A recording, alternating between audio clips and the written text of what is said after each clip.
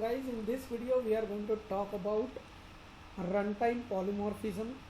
Okay, but before we start understanding what is runtime polymorphism, let's just make a walkthrough of what we have implemented till now in our application.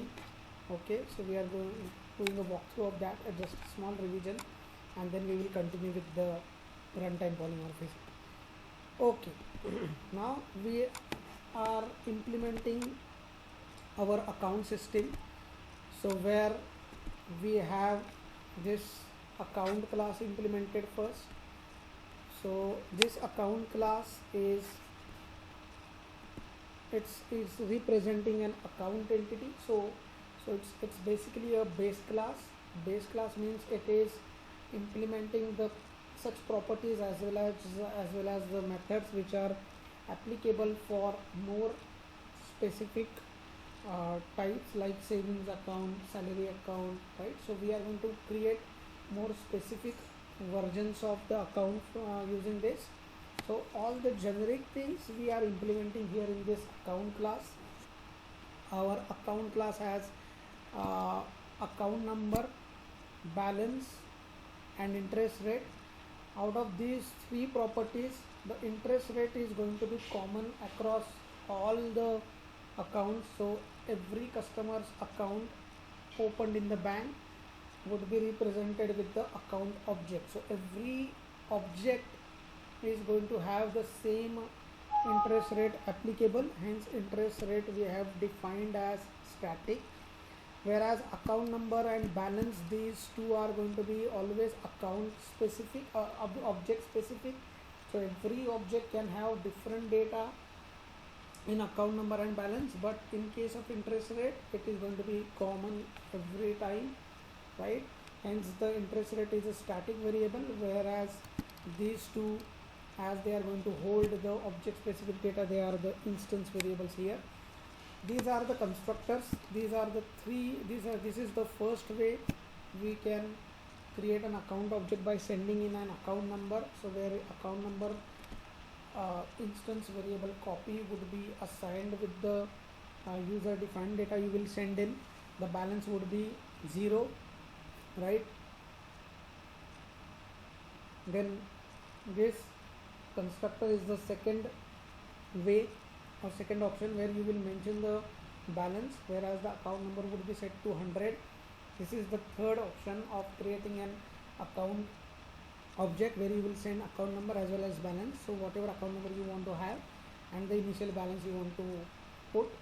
So these are the three ways we have given here for account object creation with the help of constructor overloading. This is constructor overloading, by which we can provide multiple options to create objects. Then deposit amount we have, so where we mention how much amount you want to deposit and we increase our balance by that. Get balance, this is one important method which returns the current balance, and withdraw, so which reduces our balance. But before the withdrawal is processed, we check whether the balance is sufficient or not. And along with all this, we have one more operation, close account. But close account is always going to be specific to type of an account. There is no generic process we can come up for this close account, hence it cannot be implemented in a generic class. Generic class should implement the generic, like all the operations which are generically implemented should be implemented, but this is always going to be a specific one. But this is one of the important operation for any type of an account, hence we cannot even we cannot even neglect it, or we cannot even omit it from the definition of the account. So it is one of the mandatory operation which every account should have or should support, but just that the implementation is not generic, hence it is abstract. And as our account class has an abstract method, we have defined our account class as an abstract as well. Now then we have created a specific type of an account class, that is savings account. Okay, so savings account is one of the child class. Savings account extends account. So it it is inheriting the account class. By that it is inheriting the properties as well as the methods from the parent class, right? Then we have a constructor for the savings. Let's say savings account, you cannot create a zero balance account, so you have to mention account number and balance, that is compulsory.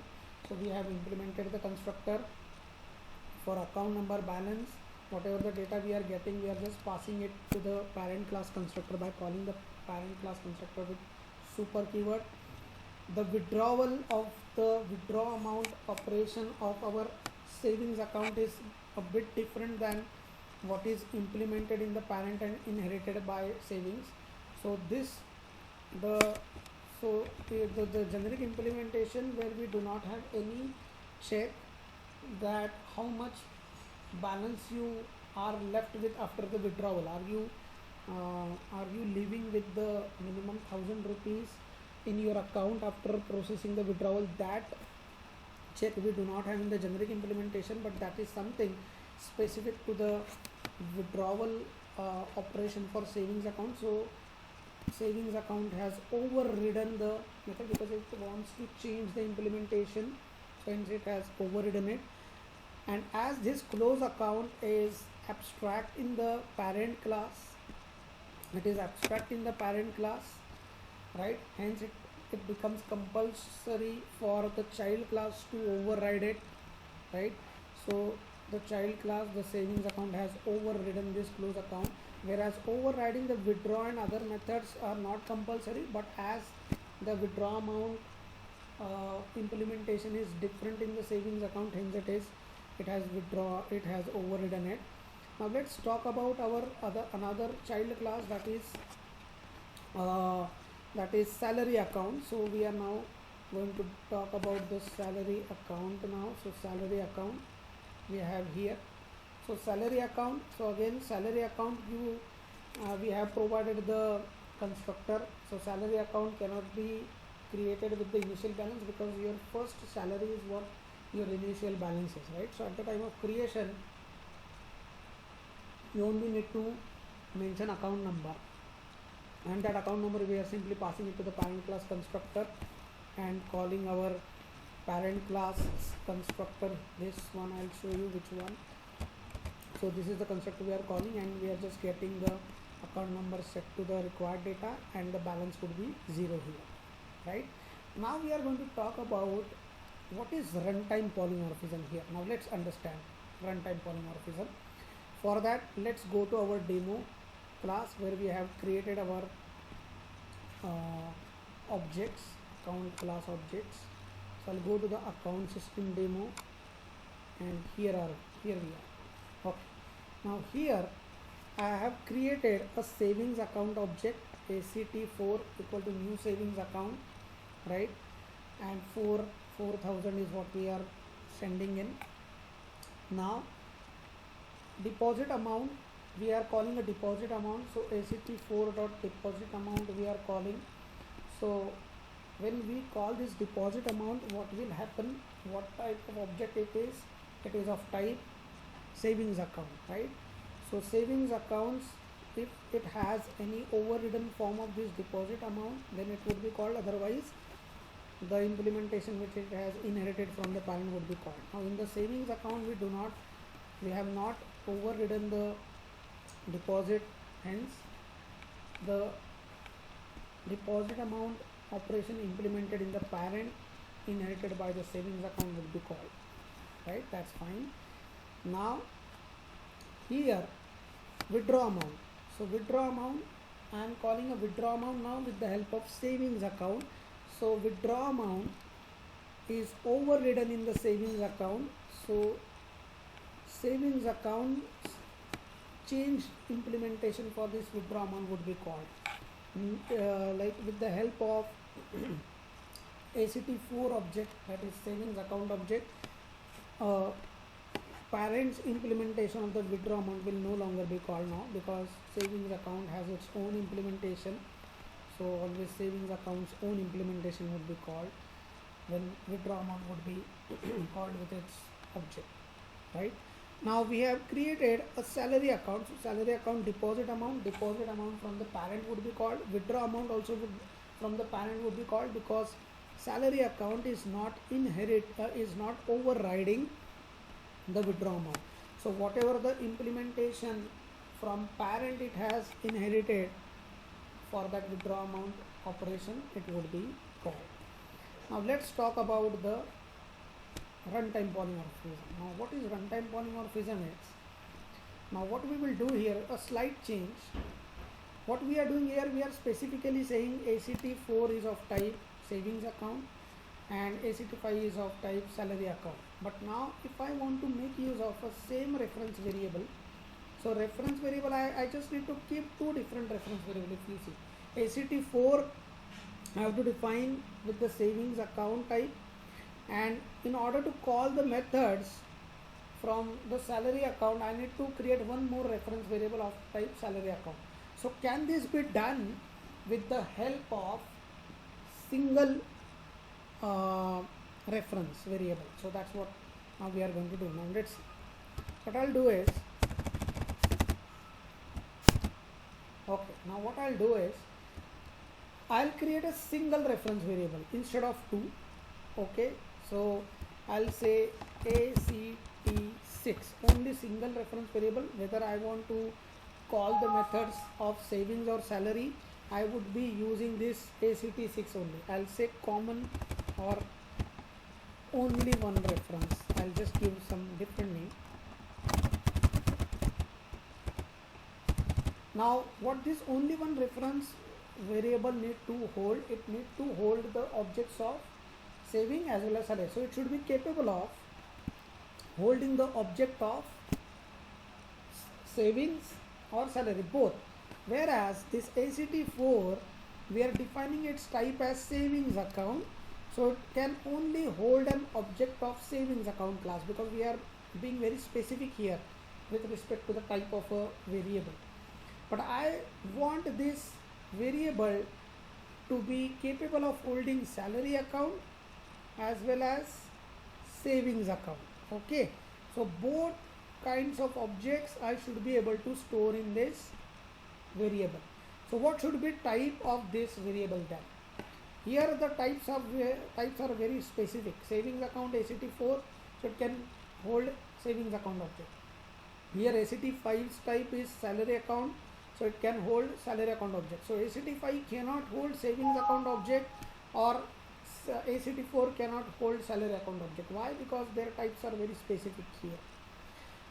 Whereas in opposed to that, I want this single variable to be capable of holding both kinds of objects. So what should be the type of this? So the type of this variable should be account. So why it is to be account? Because savings account and salary account, both these are childs of account. So account is a parent of these two. So if a variable is of type parent, then it can hold the objects of its child classes. That's what the point is. So I'll say new savings account.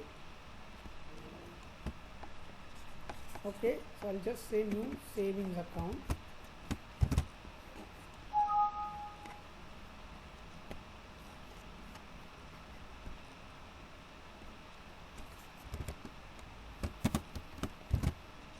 Right, and I'll say here only reference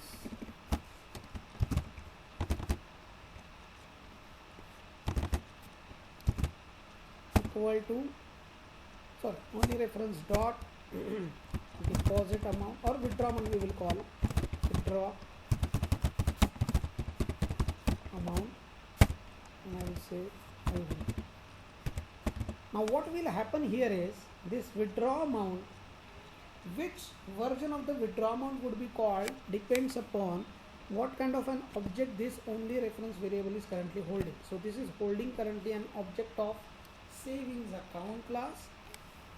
So the call to this withdraw amount would be, a call to the savings account class withdraw amount implementation. That is, the withdraw amount implementation from the savings account would be called, because that only reference is currently holding object of this. So this overridden version of the withdraw amount would be called, right? And if I do one change here, let's do that. Now what I'll do is,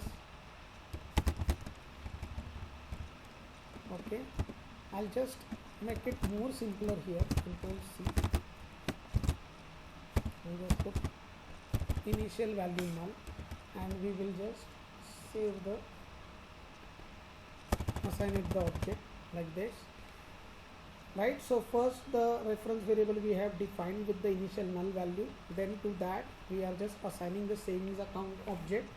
So it is capable of holding savings account object because its type is of parent. As this account is a parent of savings account, this reference variable can hold it. Now next what I'll do is, I'll say only reference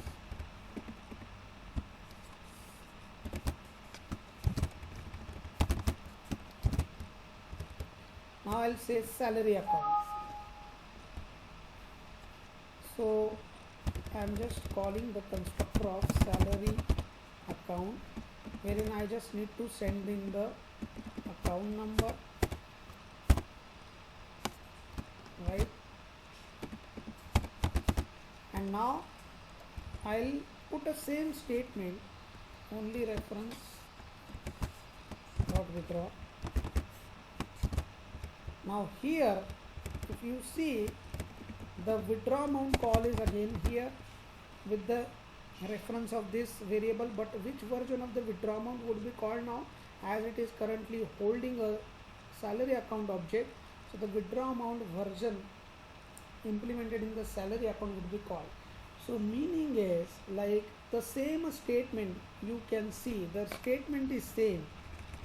If you see the statement, it says only reference dot withdraw amount, and this statement is also only reference dot withdraw amount, but it is placing calls to two different methods altogether. So which one would be called depends upon which object this only reference is currently holding, right? This is called runtime polymorphism. So which one would be called depends upon which object is being stored here in this variable, and this variable is of type parent, hence it is capable of holding its child objects. So same statement you can result into, the same statement will call two different versions of the methods based on like which object it is currently holding. Okay, so this is what is runtime polymorphism. So we will just compile our implementation and then we will see the result. So I'll say cmd, okay, and I'll compile the implementation now. So I'll say java c-cp, and let's put the class path. So our class path should always put to the directory where our package folders are stored. So our package folders are inside this, hence our class path should be, just a minute, let me put the class path here.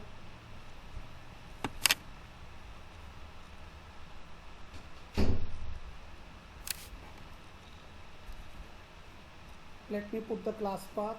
So my class path I will put edit paste, right? Then let's compile our demo class. Okay, so our demo is account system demo.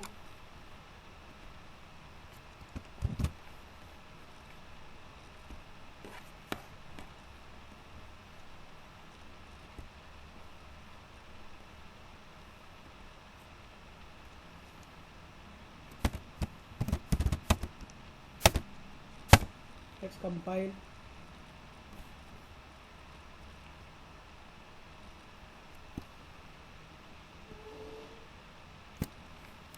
Okay, so it is saying salary account cannot find symbol. Okay, let me see.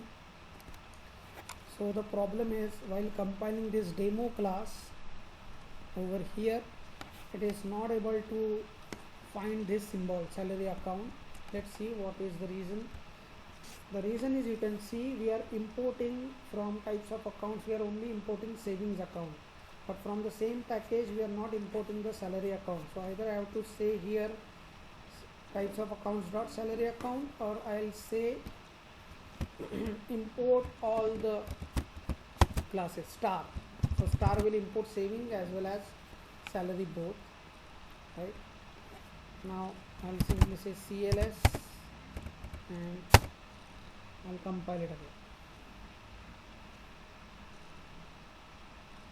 Right, so the compilation is successful. Now let's execute.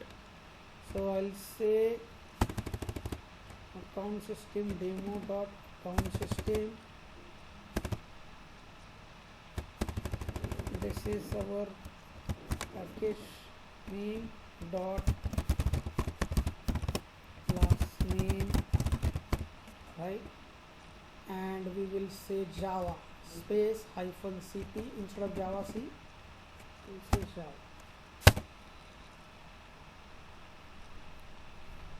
Right, now let's see what is the result we have got. Now what I'll do is I'll simply do one change here.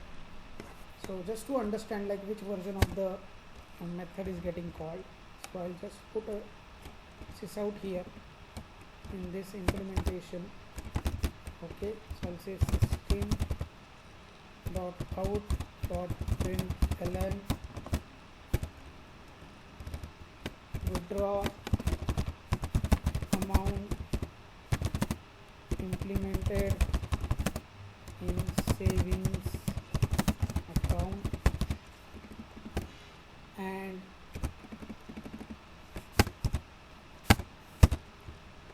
I'll just copy this out and put it in our account parent class, and I'll say withdraw amount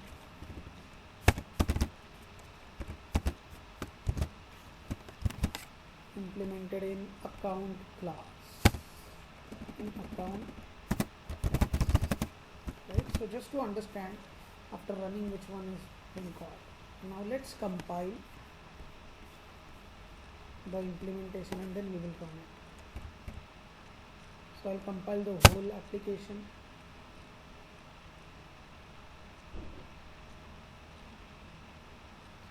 And let's run it.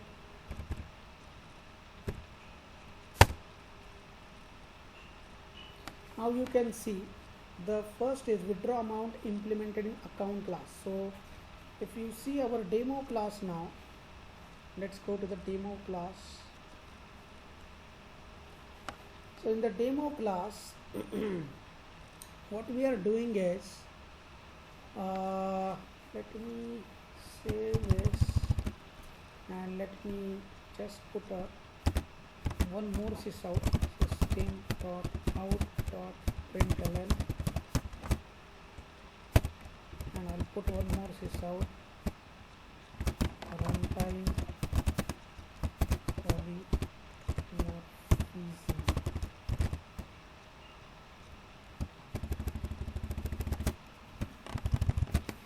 Okay, I'll just close down this files so that if I find anything saved, yes, you can see it's not saved, right? I'll close this as well. I'm just closing the notepad windows. Let's compile it.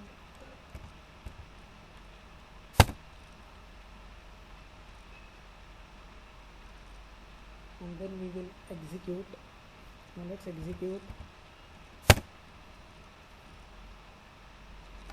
Right, you can see the runtime polymorphism, and the first one is from savings account. Now let's go and check the account system demo.java's flow. Now let's come here and see what we are doing after this is out. So we are defining a variable with account parent type of parent type, and then we are assigning it a object of savings account. So this statement is generating a call to the withdraw amount from savings account, and as savings account has overridden it, so it is calling the withdraw amount from savings account, right? So that is the withdraw amount implemented in savings account. This is what we just added into the withdraw amount implementation in savings. Then we set this reference variable with the object of salary account now, and the same statement, they are only at the different places, but if you see, the statements are absolutely same, guys, right? So the same statement is now generating a call to a method implemented in account class, because the salary account doesn't have the method overridden, hence it is getting executed from the account class. So withdraw amount implemented in account class, so this is getting called with respect to the salary account object now. Okay, so the same statement at the time of execution generating calls to two different methods depending upon what object the variable is holding at that point of time. This is the runtime polymorphism. So at runtime, if you have a overridden version, so if you have multiple classes, they have implemented the method, right? They have overridden the method. So which version would be called depends upon which object, like which object that particular reference variable is currently holding. And you don't have to create the specific reference variables to hold the child objects. You can always create a variable of type parent, and you can make it hold the child class objects, right, and use it.